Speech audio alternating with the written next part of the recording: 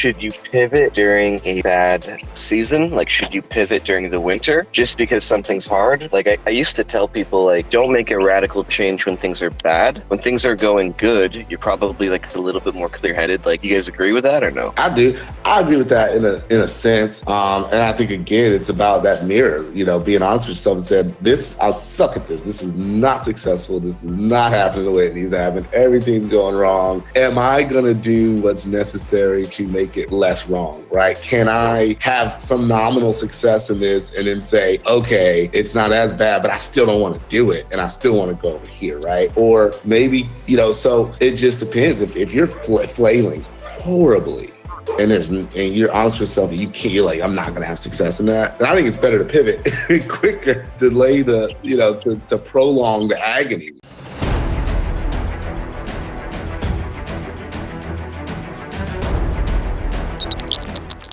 I want to talk about feeling beat up. I want to talk about feeling kicked down, pushed down, and I call them seasons. And there's seasons of life and seasons of business where you're getting this kicked out of you. And guys, I've been here 20 times before in my business, and it feels like everything's going wrong. It feels like everything bad is happening all at once. It feels like there's no way you can get through it. And I think at this point, entrepreneurs get to a crossroads, and you've got to figure out, what the hell am I made of, and what am I going to do? So people reach out to me all the time, and oh, George, this is going on, or I'm struggling in this relationship, or this deal didn't work out, or I'm struggling financially.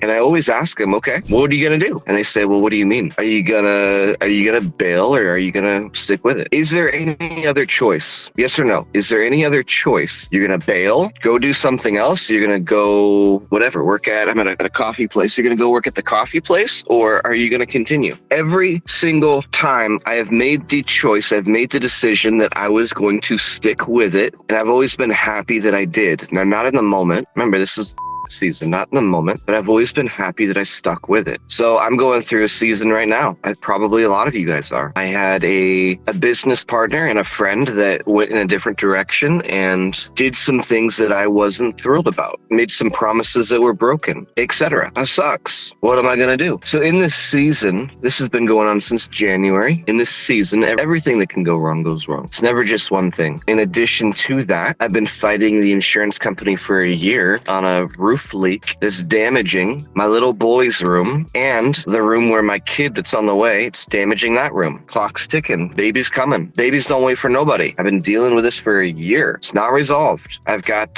my vehicle was being weird the other day. So it's never just one thing, but we so often and we so quickly forget the good stuff that's going on, right? It's almost like when season comes, you get a blinder. So imagine if I wrote, I don't have a pen with me, or imagine if I wrote season on my hand. It's like this. It's all you can see. But since January, we built and founded a Freedom Center that is it's going to continue to be a huge part of the local community. We've supported 40 plus business owners in person. We just did an all day live, and the kingdom in general, making huge strides. So remember that sometimes all you can see is the season. But when you take that off, look at all the good around you. Does this make sense? So I'm sharing this for a couple of reasons. Number one, quick rant, and I'm early. Number two, I think a lot of people have gone through this. And if you haven't, listen to me, you will. You will. 100% you will. And just understand,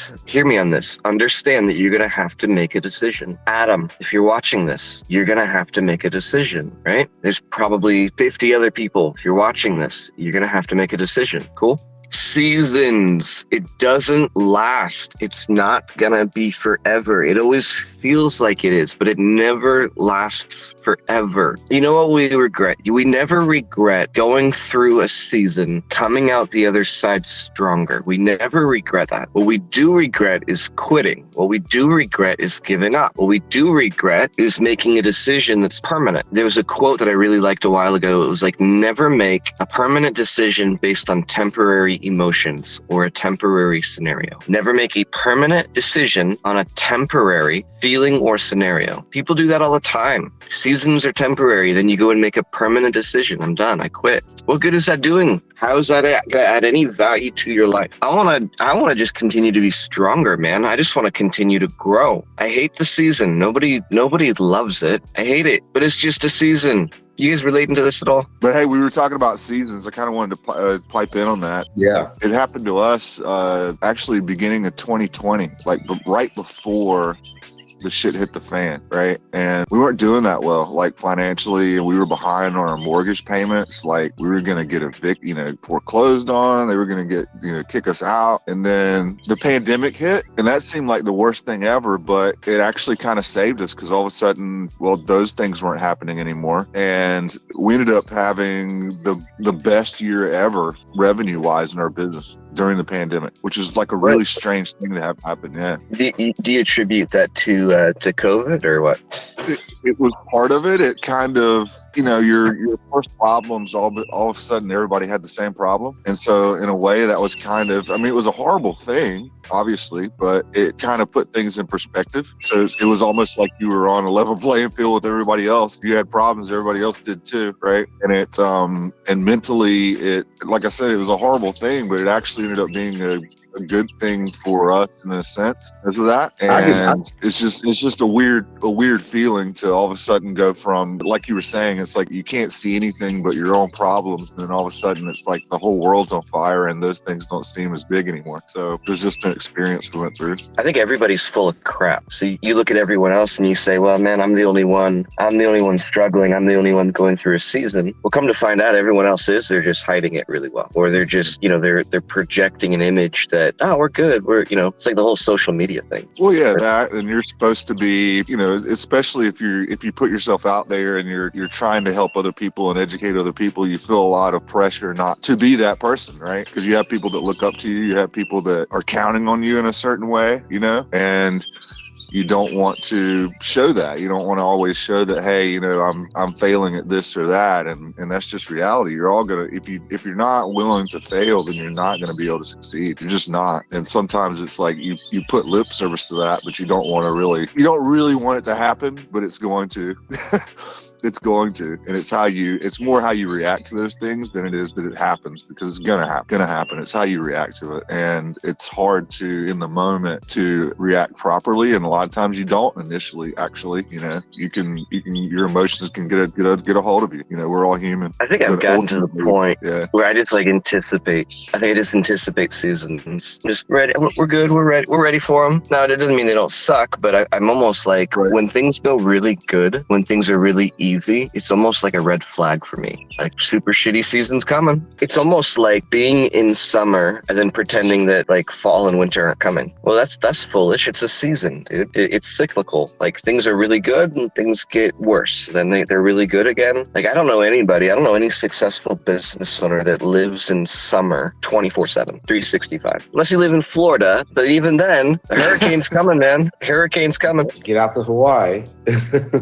But then again, volcanoes, you know what I mean? There's some. Yeah, I'm with you on that. I know exactly what you're talking about when you hit that crossroads, because that was like my last year, year and a half. Wholesale deal went sideways, and that was kind of like the domino effect of do. And you're thinking about what's going wrong, right? And I had to come out of it with like, man, this past year was grace. It was so much grace that I experienced, because it was, if something could go wrong, it could go wrong. If it could go wrong on the flip, it was going wrong. If it could go wrong on a rental, that it could go wrong with the tenant or whatever. And there was like a period of time where it was 10 to 15,000 a month that was going out. Just as soon as it came in, it goes out. And I'll be honest, in that period, I was so busy focused on getting money in that it was just that was my focus, because I knew I had to go out. But when it finally started to get to an end and the holes were getting plugged, and then I was kind of like, okay,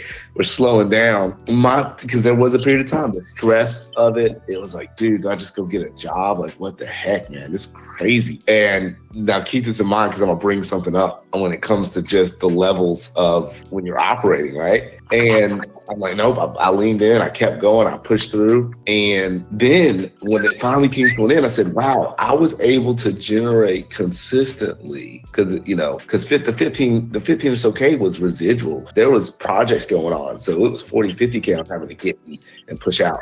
The ability to generate that amount of income consistently, month by month by month by month, by hustling, taking on renovation jobs, like just going. I was like, wow, I was able to do that. That's a skill set now that I'll always have. That's I'll always be. huge. Then two, when I got to the end of it, I was like, well, I didn't die. I didn't freeze. I didn't lose my toes out there. So like, that wasn't as bad as I thought it was. I don't want to repeat it. So I learned some valuable lessons from it, but that wasn't as bad as I thought. It could have been worse. But if that's the case, now like you said, there's people, don't live through summer thinking there's never going to be a winter. Well, if you're from Montana, you've seen those shows with the people that live out there homesteading in Alaska, when summer comes, that's their that's their time of opportunity. That's their time to go get what they need to get, understanding they're preparing for winter because it's coming, right? And that's exactly right. When things are going great and the numbers look great, you're going, man, this is awesome. That is the mistake to think it's going to last forever. It's that mistake to look at that deal or to look at that, to not stress test it and not to say, if this happens, when this happens, not if, when it happens, well, what are we going to do? And so that was my takeaway from last year. And I came to that crossroads of, what is there a fallback, or do I just continue to persevere through this and push through? And that's where that value comes in. Because I know John said, it's hard to get out there and say anything, because you don't want people to know there's failure happening at this level or at that level. But that's just the reality of, if you're going to be an entrepreneur or you're going to be an employee, how an employee, if you think that you fall back into a job working for somebody, you find out that boss, that business owner is going through that season when they make a decision to stop, when you get terminated. That's when you find out. Until then, everything's good to go until you show up one day to work and they say you don't have a job anymore, right? We've been hemorrhaging money. Our balance sheets have been off. We can't afford the payroll. You're fired. That's what you find out as an employee for somebody. The trickle down economics of failure, right? No matter what, affect everybody. But being an entrepreneur, when you're at that crossroads, like Jordan stated earlier, that is, you get to drive that vehicle, whether that vehicle's knocking, whether it has an oil leak, whether it needs a new alternator, whatever the case, that's the vehicle you're driving to, and you control the destination that it's going to, right? And so this is why, like, you never trust, or at least I never trust, a brand new business, because I'm only seeing them in summer, right? It's like, I've never seen them through a long winter, So, but like, when I look at businesses that have been around for 5, 10, 15, 20 years, they've probably gone through a lot of shit. They've probably gone through a lot of seasons, and they're still here. There's something to be said for that. So they've learned how to pivot, which I think was the last live I did was about being able to pivot. But they've learned how to pivot. They've learned how to figure it out, And there's nothing wrong with pivoting. Like, that's fine. But they're still here, It could be the same thing for a new guru. And we see them all the time in real estate. And it's like, man, they've been around for 8 months, not 12. They still have a winter to go. Yeah, you know what that is? It's a phrase that I really like. It's some people can confuse currency with competency. Like, you'll start making money at something, and then you think you know why. And you don't really until the shit hits the fan, and it's like, well, what's going on, right? And that happens a lot. Somebody will come out of the gate and they'll be successful at something right off, and that's great until things go bad, and then they're off to the next thing, right? It's like I don't really know I don't really understand why I was making money exactly. I don't really understand why my success was there, and because you don't understand why, when it goes wrong, you don't understand why either, right? And that becomes a problem. Yeah, we all know, or we've all seen people, especially on social media. It's like they were in real estate, and then it was drop shipping, and then it was FBA, and then right now it's AI. And it's like, I swear, it's like every 6 months they're now, I'm now doing this, I'm now doing this. And I think, like, I would just call those people like summer hoppers. They just go from one thing to another thing to another thing to another thing. It's like, what the hell's going on? Well, I think they're looking for that way to make easy money, right? And if there's friction in that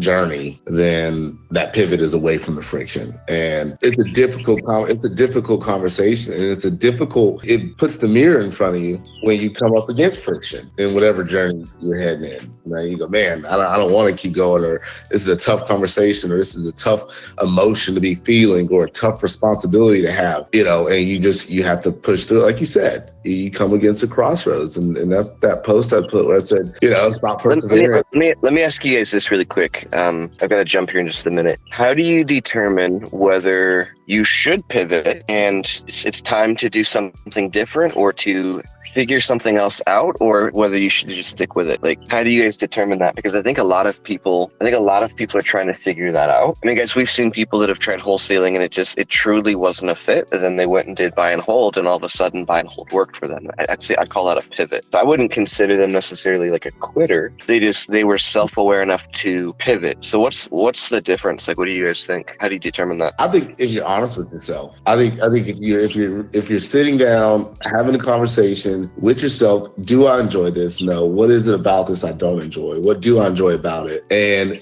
then saying, okay, like the example you used is they're staying within a real estate world. They're just saying, I want to try my hand at this. They did it. Felt right to it.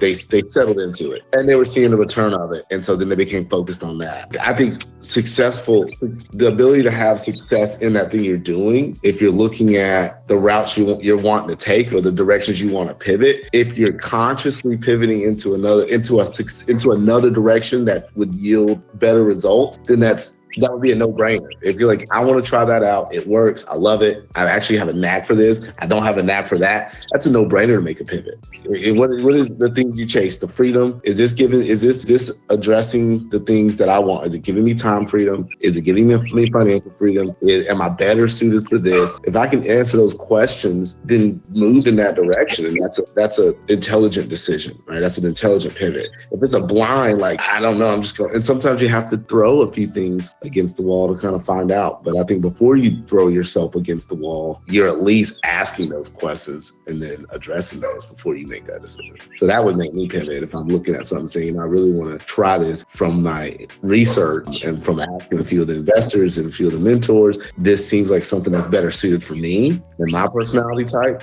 and my goals in life. Yeah, I'm gonna make the pivot. Should you pivot during a bad season? Like, should you pivot during the winter just because something's hard? Like, I used to tell people, like, don't make a radical change when things are bad. When things are going good, you're probably like a little bit more clear-headed. Like, you guys agree with that or no? I do. I agree with that in a sense. And I think, again, it's about that mirror, being honest with yourself and saying, I suck at this. This is not successful. This is not happening the way it needs to happen. Everything's going wrong. Am I going to do what's necessary to make it less wrong, right? Can I have some nominal success in this and then say, okay, it's not as bad, but I still don't want to do it. And I still want to go over here, right? Or maybe, so it just depends. If you're flailing horribly, and you're honest with yourself, you're like, I'm not going to have success in that. And I think it's better to pivot quicker, delay to prolong the agony, right?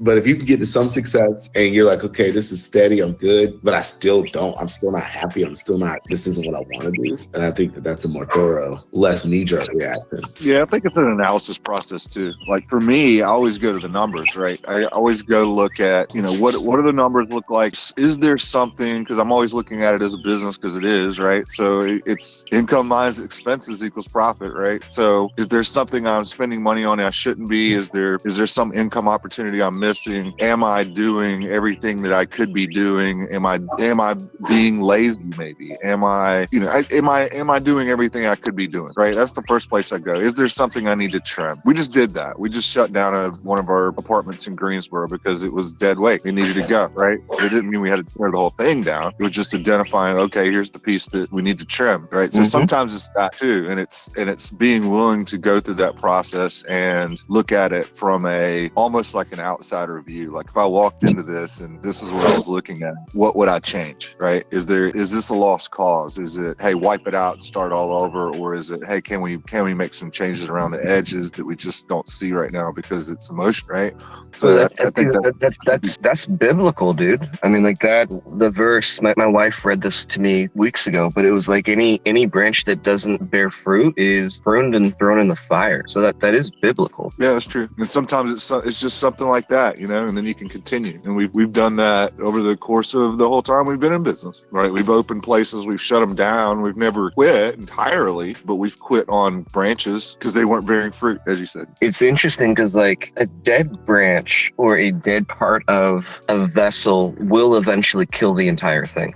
We've got, I don't even know what the hell kind of, it's some shrubbery like thing that my wife it's an indoor plant. And it's got like an entire section that's dead that we've been trying to keep revived. And it's like infecting the entire thing. It's like, if we don't cut this off and allow it to heal, the entire shrubbery is going to die. So, I mean, like, I think that's biblical, man. I've done that dozens of times. I mean, like, we even did that with the kingdom. We did that with, we had a program called Elevate. Like, we're done with that. Like, it's literally killing everything else because of how it's set up. I mean, like, we've done that a bunch of times. I eventually did that with wholesaling. I had a pivot because, Rauf, like you were saying, it wasn't bringing me any fulfillment. It wasn't bringing me any peace. And it just didn't make any sense. Right on. But I've been where Rauf was talking about too, where it's just like, this ain't for me. And we just went and did something else. But I do like to think that, hey, I gave it my best. I gave it my try. I can say I walked away from it not feeling like I gave up, right? Yeah. So I think that's important. And I think that ultimately, like you said about wholesaling, it didn't give you your peace. And if we get down to the crutch of what anybody in business is truly after, it's that peace, right? It's that peace of mind. It's that ability to wake up. It's that ability to spend the time with the kids, or spend the time with your loved ones, or spend the time traveling, or whatever it is you want to do. I commend, who I commend the most in this whole community? Jesse. Because I watched Jesse go through wholesaling to build, I'm gonna build this big wholesaling company, to like, I'm stressed out, this is not what I want to do, to pivoting into what he's now doing and being very deliberate at living the life that he wants to live and being very successful at achieving those goals. And I think that that's something, that can be taken as a model of, it doesn't mean you're doing exactly what he's doing, but finding your niche, finding the thing that you enjoy doing that brings you that peace, that meets those wickets. But even then, we live in a human world, and if no humans were here, there'd be no issues. But we live in a human world, and so it's always going to come with the hiccups, the clashes, the derailments, things like that.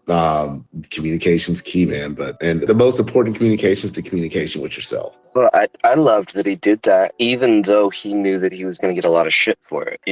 He was even like worried about what we would think. It's like, dude, like man, like you did it. You were successful at it. You built it, and there's nothing wrong. Like, I would have given him a lot of grief if he would have quit in the beginning, but the fact that he did it, built it, was successful at it. He had a huge team. I mean, like he brought his entire team down to Arizona, like the whole thing. But he quit, I would say, during like a good season, because it didn't bring him peace, versus quitting when it was like really difficult. So I was excited for him that he made a decision, even though like he was going to get some crap for it or some grief for it. Yeah, I like it.